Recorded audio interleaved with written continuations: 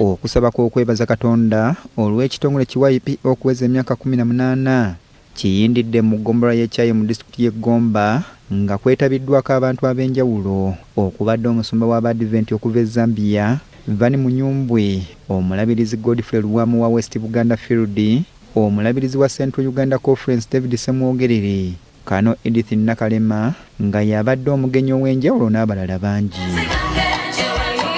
Saabalabirizi w'Abadiventi okuva mu ggwanga lya Zambia Vani Munyumbwe asinzidde mu kusaba kuno n'asaba abantu okwesigama Katonda n'okubeera obumu era yeebazizza Katonda olw'ekitongole kino kiwayipa.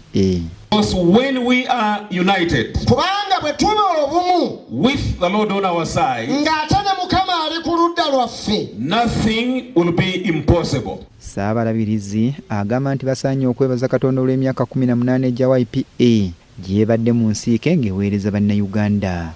This team nti ekibiina ky'abantu bano give credit to God for whatever they are and whatever they have done. beebaza Mukama olw'ekyo kye bali n'ekyo ky'abasobozesezza okukola. Mu kwebaza kuno ab'ekitongole kiwayipa bawaddeyo embuzi 15 eri ekkanisa ya SDA nga beebaza Katonda olw'ekkula lye batuuseeko nga baweereza bannayuganda. Ebyaffe byeyogerera bw'oba obuusabuusa jangu ku faamu jantu kulambuza faamu ez'enjawulo okakase ddala nti embuzi tuzirina. Akulira akakiiko k'abamusigansimbi Kano Edith Nakalema asabye abantu okwewaayo n'okukola n'amaanyi bwe babeera banaatuuka ku buwanguzi bwe beetaaga. N'okuwongayo our energies too amaanyi gaffe gonna and work much harder tukole nnyo obutakoowa for the better lives of others. Nakalema era agumizza abalunzi n'abalimi ku bukuumi bw'ebisolo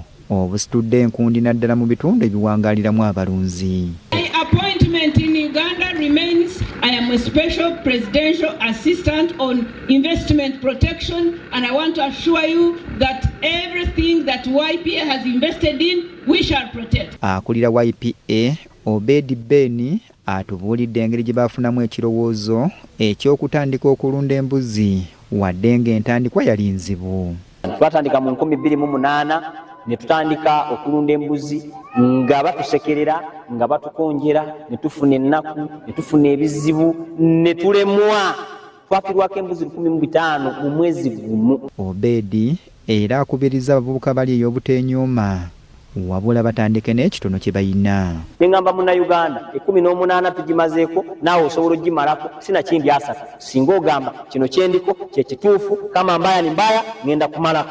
Tulwanyisizza ebintu bibiri ng'era gwe kubadde obudigiro gwaffe. Tulwanyisa obwavu weewaawo n'obutamanya tutya nga tugenda mu bitundu by'eggwanga ebyenjawulo. So tubeebaza okubeera nti no bafuna ekirowoozo ne bakkiriza okukigaziya kubanga bw'aba akunyumiriza wajavudde. Shafiki Galiwango ne Irene Mirembe, BBS Telefina.